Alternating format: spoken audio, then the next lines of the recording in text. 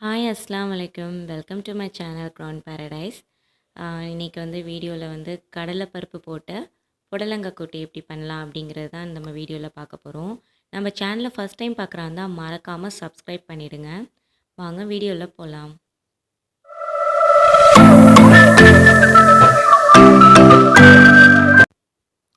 நான் medium size உள்ள ஒரு ஹைப்ரிட் புடலங்காய் தான் நான் எடுத்திருக்கேன். நாட்டு புடலங்காய் எனக்கு கிடைக்கல. ஸோ அதனால் வந்து இந்த புடலங்காய் தான் நான் இப்போ வந்து வீடியோவில் செய்ய போகிறேன். இப்போது இதை நல்லா மேத்தோலை வந்து சீவிக்கணும். சீவி நல்லா வாஷ் பண்ணிவிட்டு இப்போது அது உள்ளாக்க இருக்கிற அந்த ஸ்டஃபிங்கை வந்து நம்ம வந்து எடுத்துடணும். ஸ்பாஞ்சி மாதிரி இருக்கும்.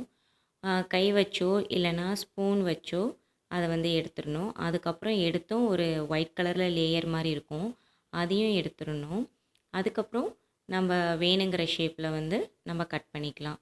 நான் அதை வந்து இப்படி ரெண்டாக போட்டு அதுக்கப்புறம் நான் வந்து மீடியமான திக்னஸில் வந்து கட் பண்ணிக்கிட்டேன். ரொம்ப மொத்தம் இல்லாமல் ரொம்பவும் மெல்லிசாக இல்லாமல். புடலங்காய் வந்து ரொம்ப ரொம்ப உடம்புக்கு ரொம்ப நல்லது. இப்போது எண்ணெயில் கடுகு நல்லா வெடித்ததுக்கப்புறம் உளுத்தம்பருப்பு ஆட் பண்ணிக்கிறேன். கடுகு வந்து நல்லா வெடிக்கணும், வெடிக்காமல் சாப்பிடக்கூடாது. இப்போது உளுத்தம்பருப்பு, கொஞ்சோண்டு ஜீரகம், கொஞ்சோண்டு பெருஞ்சீரகம் ஆட் பண்ணியிருக்கேன். இப்போது காரத்துக்கு தகுந்த மாதிரி 2 பெரிய பச்சை மிளகாவை 4ஆக கட் பண்ணியிருக்கேன். இப்போது கொஞ்சோண்டு கருவேப்பிலை. இப்போ இது நல்லா வதங்கணும்.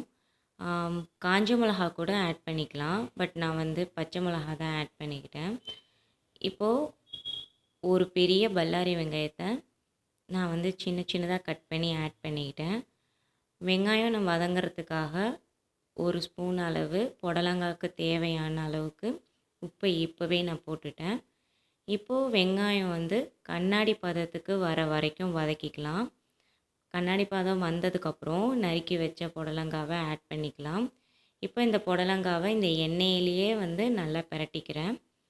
புடலங்காய்க்கு வந்து நிறைய தண்ணி ஊற்றி அப்படிலாம் வேக வைக்கக்கூடாது. ஏன்னா வந்து புடலங்காயிலே நிறைய தண்ணி இருக்கும். அதனால் சும்மா 1/4 டம்ளர் அளவு நம்ம தண்ணி ஊற்றிக்கிட்டால் போதும். இந்த ஸ்டேஜில் மஞ்சத்தூள் லைட்டாக ஆட் பண்ணிக்கலாம். கடலைப்பருப்பு நம்ம ஆட் பண்ணுறதுனால கடலைப்பருப்பை வந்து நான் அரை மணி நேரத்துக்கு முன்னாடியே ஊற வச்சு ப்ரெஷர் குக்கரில் ஒரு விசில் வேக வச்சு நான் அந்த தண்ணியோடு எடுத்து வச்சுருக்கேன். கடலைப்பருப்பு கூடவே மஞ்சத்தூளும் கொஞ்சம் உப்பும் ஆட் பண்ணி தான் வேக வச்சேன். அதனால் நான் அந்த தண்ணியே வந்து இப்போ நான் ஆட் பண்ணிக்கிறேன். சும்மா 1/4 டம்ளர் தண்ணி அளவு ஆட் பண்ணிக்கிட்டால் போதும். அதுவும் எதுக்குன்னா அடி பிடிக்காமல் இருக்கிறதுக்காக தான். வந்து இப்போ மூடி வச்சு வேக வைக்க போகிறோம். ஒரு 5 to 10 நிமிஷத்துலேயே வந்து புடலங்காய் ரெடி ஆகிடும். இப்போ மூடி வச்சிடலாம், கொஞ்சம் வேகட்டும். ஒரு 3/4 பதத்துக்கு வெந்ததுக்கப்புறம் நம்ம வந்து வேக வச்சு எடுத்து வச்சுருக்கோம் இல்லையா கடலைப்பருப்பு, அதை வந்து இந்த ஸ்டேஜில் நம்ம ஆட் பண்ணிக்கலாம். 3/4வாசி வெந்துருச்சு புடலங்காய். இப்போ வந்து கடலைப்பருப்பை நம்ம ஆட் பண்ணிக்கலாம்.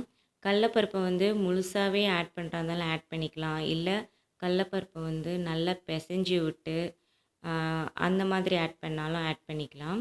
நான் வந்து முழுசாகவே தான் ஆட் பண்ணிக்கிட்டேன்.